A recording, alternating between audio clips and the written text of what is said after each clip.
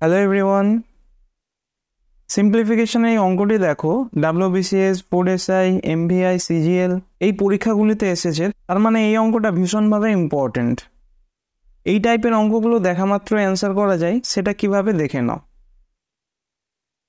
প্রথমে তোমাদের ভগ্নাংশের বেসিক কিছু রুল জানা দরকার। একদম সোজা উদাহরণ দিচ্ছি, মনে করো হাফ আছে। হাফটাকে আমি কিভাবে লিখতে পারি? 1 প্লাস হাফ। তো যে কোনো এই মিশ্র ভগ্নাংশকে তুমি একটা পূর্ণ সংখ্যা এবং একটা ভগ্নাংশের যোগফল আকারে লিখতে পারো। 2 পূর্ণ 3/5।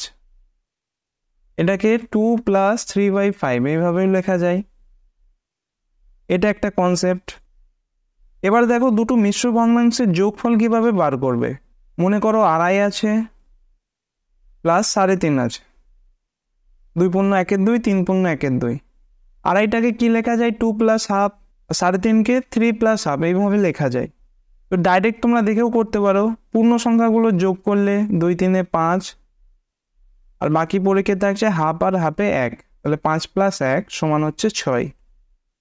এবার একটু বড় সংখ্যার উদাহরণ নাও।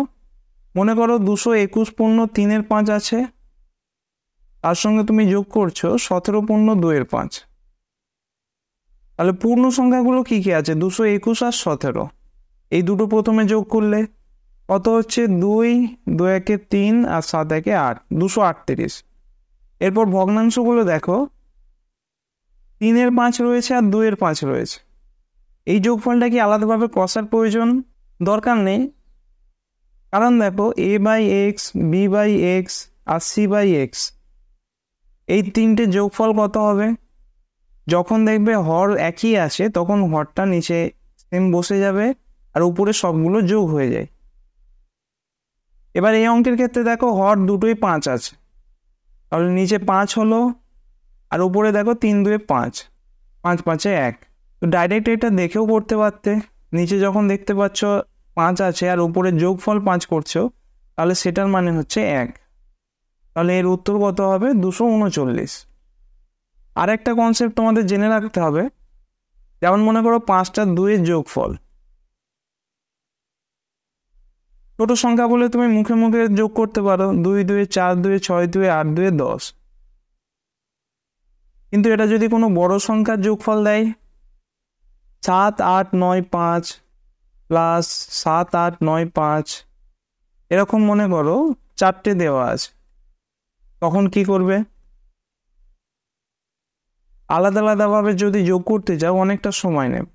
তো এগুলো একদম বেসিক রুল। যেমন দেখো 4টে এর যোগফল কত হয়? 4a। 7টা b এর যোগফল কত হবে? 7b। তার মানে যতগুলো সংখ্যার যোগফল দেওয়া থাকবে সেটা ইন্টু সেই সংখ্যা।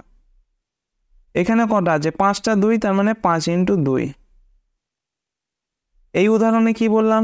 7 8 9 5, এটা কতবার আছে? 4বার, তার মানে 4 × 7 8 9 5। এইভাবে করতে পারো। তো আশা করছি তোমরা এই বেসিক রুলগুলো বুঝতে পারলে। এবার দেখো ওই টাইপের অঙ্কগুলো কিভাবে করবে। ভালোভাবে অঙ্কটা লক্ষ্য করো। কতগুলো 9 আছে? 1টা 2টো 3টে 4টে 5টা এবং 6টা। এই মিশ্র ভগ্নাংশগুলোকে আলাদাভাবে ভাঙার কোনো দরকার নেই। প্রশ্ন দেখেই তোমাদের অ্যান্সার করতে হবে। কতগুলো 9 আছে? 6টা, তার মানে 6 9 54 প্লাস। এবার এই ভগ্নাংশগুলো দেখো, একটু ডিপলি ভাবলে বুঝতে পারবে যে 3-এর 7 আর 4-এর 7 এই দুটো যদি যোগ করা হয় কত হবে? অবশ্যই 1। কারণ লবগুলোর যোগফল দেখো 4 3 7 আর নিচে 7। এরপর দেখো 2-এর 7 এবং 5-এর 7 এই দুটোর যোগফল 1 হচ্ছে। এরপর দেখো এখানে 1-এর 7, এখানে 6-এর 7 এই দুটোরও যোগফল 1 হবে। তাহলে 6টা 9-এর গুণফল 54, এর সঙ্গে 3 অ্যাড হবে। সঠিক উত্তর হবে অপশন বি 57। সেম অঙ্ক, কিন্তু এখানে 9 জায়গায় 99 দেওয়া আছে। কতগুলো 99 আছে? 6টা। তাহলে তোমরা 99 × 6 করলে। আর ভগ্নাংশগুলোর যোগফল কত? এই দুটো মিলে 1, এই দুটো মিলে 1 আর শেষের দুটো ভগ্নাংশ মিলে 1, তার মানে 3। এবার 99 × 6 তোমরা ডাইরেক্ট করতে পারো, মানে গুণ করতে পারো। নয়তো এটাকে ভেঙে নিতে পারো। এটাকে অন্যভাবে কি লেখা যায়? 99 মানে কি 100 মাইনাস 1, তাকে 6 দিয়ে গুণ করছো, মানে একবার 6 100 600 মাইনাস 6, 600 থেকে 6 বিয়োগ করলে কত হয়? 594। তার সঙ্গে 3 যোগ করছো, কত হবে? 597। অপশন ডি সঠিক উত্তর। তো 99 এর সঙ্গে এই গুণফলগুলো এগুলো কিন্তু মনে মনে করতে হবে। মনে করো 99 ইন্টু 7 আছে। যখনই এমন গুণফল দেখবে তখনই তোমাদের মাথার মধ্যে এটা ক্লিক করা প্রয়োজন যে 100 মাইনাস 1 ইন্টু 7 আছে, তার মানে 700 থেকে 7 বিয়োগ, তার মানে 693। 99 ইন্টু 8 আছে, 800 থেকে 8 বিয়োগ, তার মানে 792।